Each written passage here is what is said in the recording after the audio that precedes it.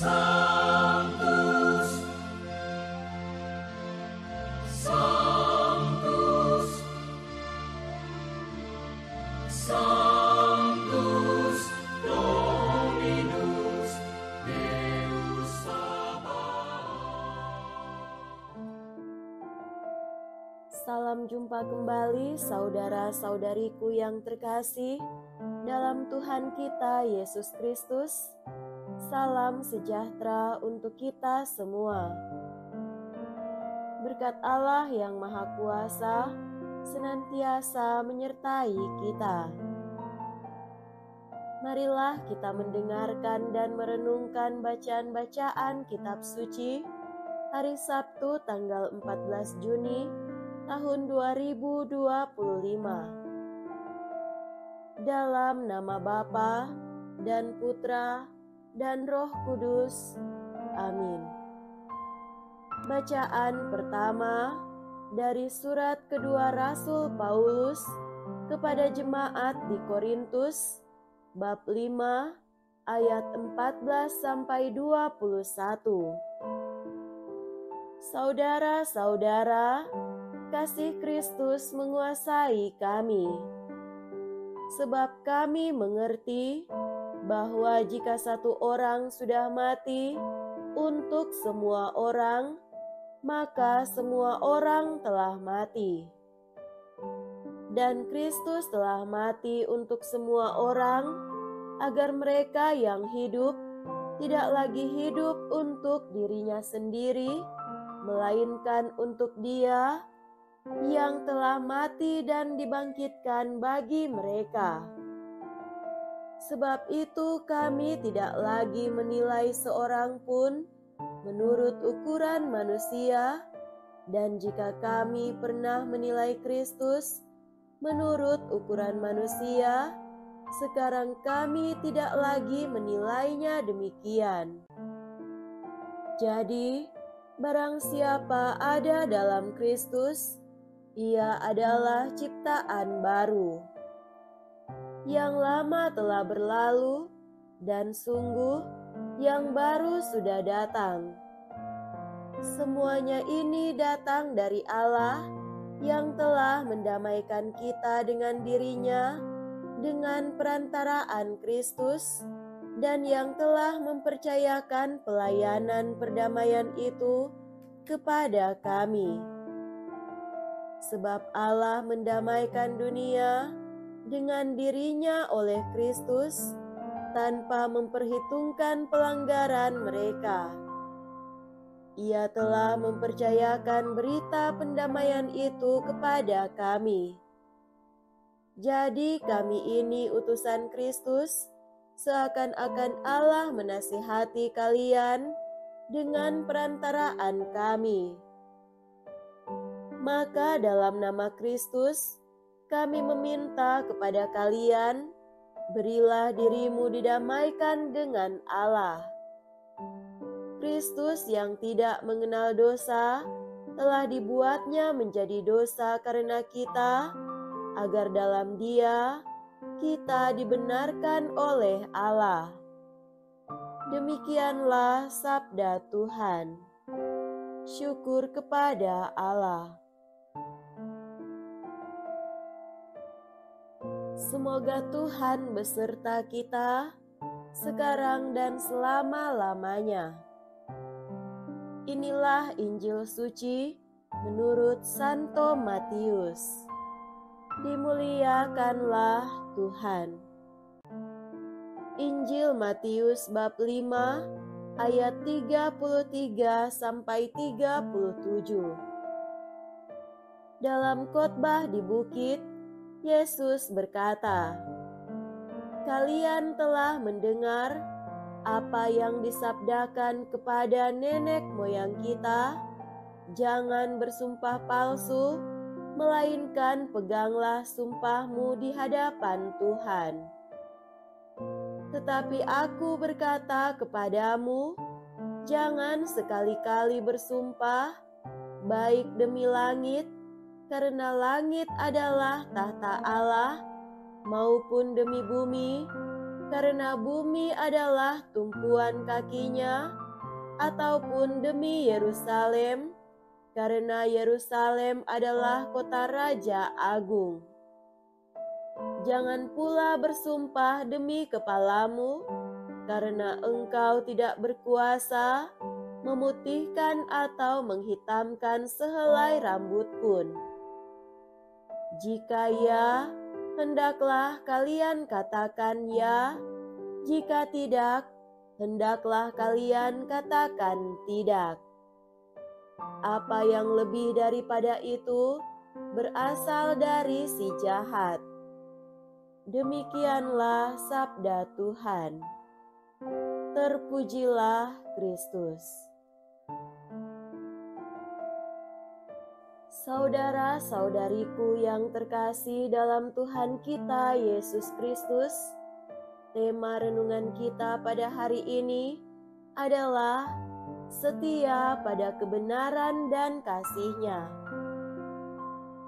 Salah satu hal penting dalam kehidupan kita sebagai pengikut Kristus adalah kita hidup sesuai dengan panggilan dan ajaran Kristus. Dalam renungan hari ini, kita akan merenungkan dua bacaan yang mengajak kita untuk memahami kedalaman spiritualitas hati dalam konteks kasih Kristus dan hidup dalam kebenaran. Kedua bacaan ini berbicara tentang panggilan kita sebagai umat Kristiani untuk hidup sesuai dengan panggilan dan ajaran Kristus dengan menekankan kasih, kebenaran, dan integritas dalam hidup sehari-hari. Dalam bacaan pertama, Paulus mengungkapkan bahwa kasih Kristus menggerakkan kita untuk hidup tidak lagi untuk diri kita sendiri, tetapi untuk Dia yang telah mati dan bangkit bagi kita. Karena kasih Kristus, kita dipanggil untuk menjadi pendamai bagi dunia, untuk membawa kabar baik rekonsiliasi antara manusia dengan Tuhan.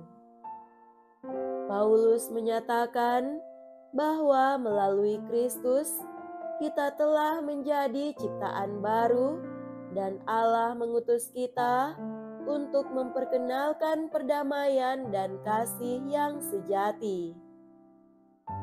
Kasih Kristus yang mendalam memanggil kita untuk menanggapi dengan hati yang terbuka, rendah hati, dan penuh kasih. Dalam konteks ini, berarti membuka hati kita bagi kasih yang tak terhingga dari Tuhan yang mengubah hidup kita.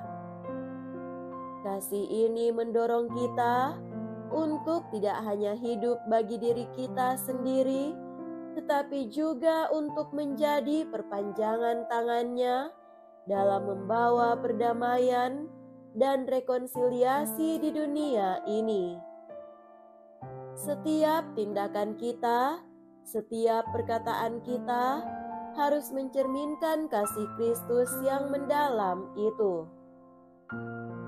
Ini adalah undangan untuk menghidupi kasih yang tak terukur dengan menjadikan hati kita pusat dari semua yang kita lakukan untuk Allah dan sesama. Saudara-saudariku terkasih, dalam bacaan Injil, Yesus mengajarkan pentingnya berbicara dengan jujur dan tidak perlu bersumpah untuk membuktikan kebenaran. Yesus menekankan bahwa setiap perkataan yang keluar dari mulut kita haruslah jujur dan dapat dipercaya, karena integritas dalam perkataan mencerminkan hati kita yang murni. Tidak perlu bersumpah atau menggunakan janji yang dibuat-buat, karena kata-kata kita semestinya cukup untuk menunjukkan kebenaran dan komitmen kita.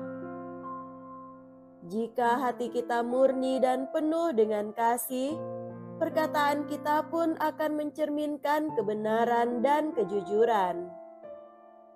Dalam semangat hati, kita diajarkan untuk menjaga kesatuan antara hati, pikiran, dan perkataan.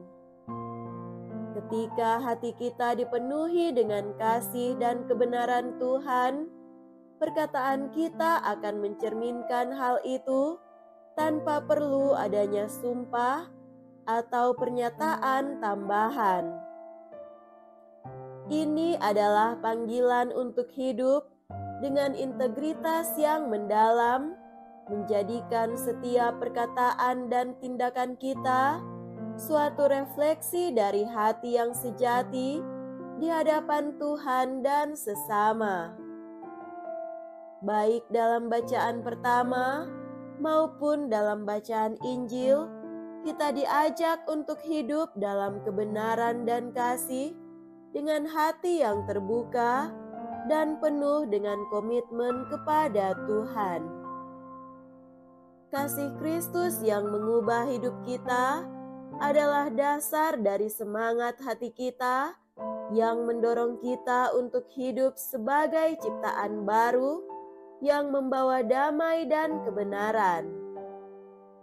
Integritas dalam perkataan, seperti yang diajarkan Yesus, adalah salah satu buah dari hati yang sejati. Spiritualitas hati mengajarkan kita untuk tidak hanya berbicara dengan jujur, tetapi juga untuk hidup dengan tulus, memancarkan kasih yang datang dari Tuhan dalam setiap aspek kehidupan kita. Kita dipanggil untuk menjadi saksi hidup bagi Kristus dengan menjaga hati dan perkataan kita agar tetap setia kepada kebenaran dan kasih-Nya. Semoga demikian. Amin. Dalam nama Bapa dan Putra dan Roh Kudus. Amin.